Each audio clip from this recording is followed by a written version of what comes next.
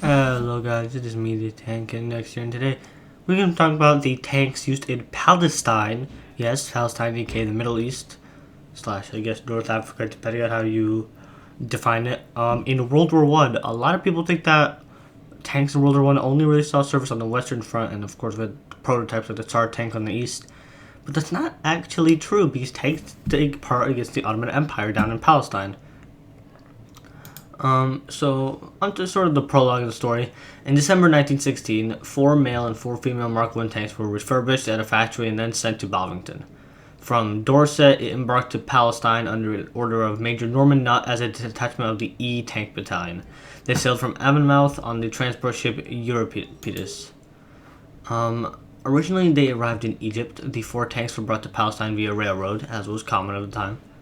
They first gave a demonstration of the new technology at Gilbin, mainly because officers were curious to them. Because, honestly, Egypt at the time, don't get me wrong, they were not fully using horses and donkeys and camels. But mechanized warfare wasn't really that common yet. In Africa, I mean, cavalry was still pretty common.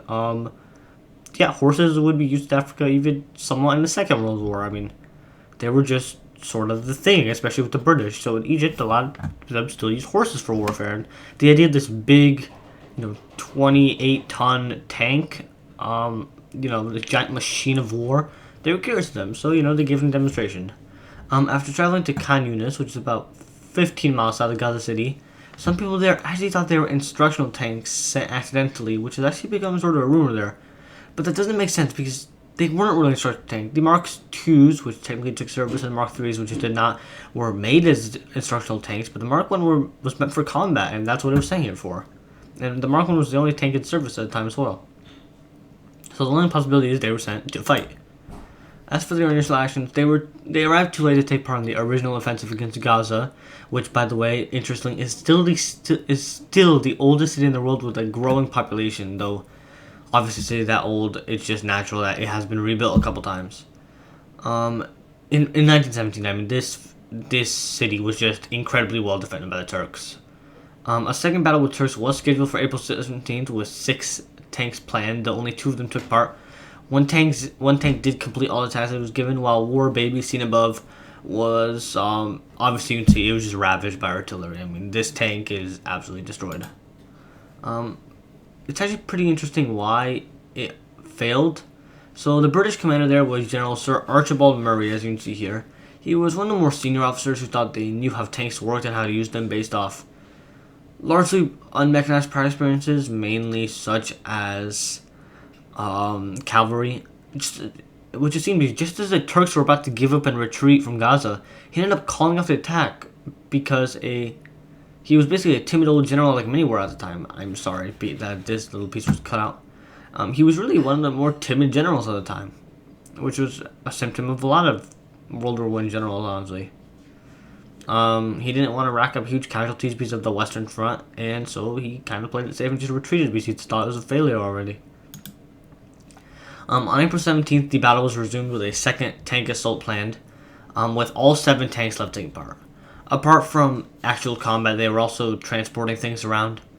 One was destroyed by field guns, one fell in a gully, which if you don't know what it is, sort of like a ditch, and one had its tracks broken.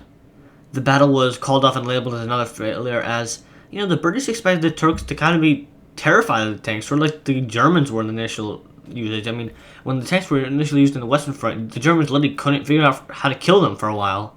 And they kind of expected the same thing from the Turks, but nope, not really. So, honestly, one of the most major problems here is that the grease that was used to lubricate the tracks ended up poorly mixing with sand, which basically created like this weird paste that clogged up the tracks and deteriorated the metal inside. A suggestion was made to literally just use dry sand as some sort of its own lubrication, but whether that was tried or would even work, I don't know. The issue is mainly that these tanks were made from the Western Front. I mean, they were made for right here. If you look at this map in 1914, they were really made to be used here, right here. And that's basically where most of them were used because it was made for these muddy, dirty trenches. They were not meant at all to be used here. The X is blocking it, but here. They were not meant for the Middle East. So you can't really blame them for performing poorly there. On November 1st, 1917, the Third Battle of Gaza was launched. General Murray was replaced by the much more successful Sir Edmund Allenby as the general in charge. He would basically become known as the one who basically won the battle against the Ottomans in the south. 3 Mark IV tanks were sent to replace tanks that had been destroyed. 6 of the tanks ended up going to action with 2 staying as reserves for future offensives. These only 6 tanks were given 29 objectives in total. Now, I'm not sure if you guys know this, but that's nearly 5 objectives per tank. And the problem was that, the tanks and the infantry only served as a frontal distraction, as the real main battle force was infantry and cavalry flanking the enemy from the right. So this would maybe be possible if they were given actual support, but this was the distraction force. The tanks weren't even used in actual combat. And JFC Fuller himself said that this doomed them to failure, which it really did. They left them unsupported and expected them to do too much without supporting them at all. What did you expect from them? The fighting in Palestine soon became much more open and mobile, with cavalry and especially armored cars. Armored cars did wildly amazing here. I believe some Rolls-Royce armored cars were sent here, and they did amazingly. They didn't have the problem of sand basically pasting up to the tracks. Basically, cavalry and cars and mobile warfare, almost like what's seen in Blitzkrieg, became much more common than the slow attritional war. Despite asking for Whippet tanks, which it never actually received, the tanks were never used again, and the tank detachment was soon disbanded because they just weren't useful again. So, I just like to say F for the Ottoman Empire, and F for tanks in the Middle East.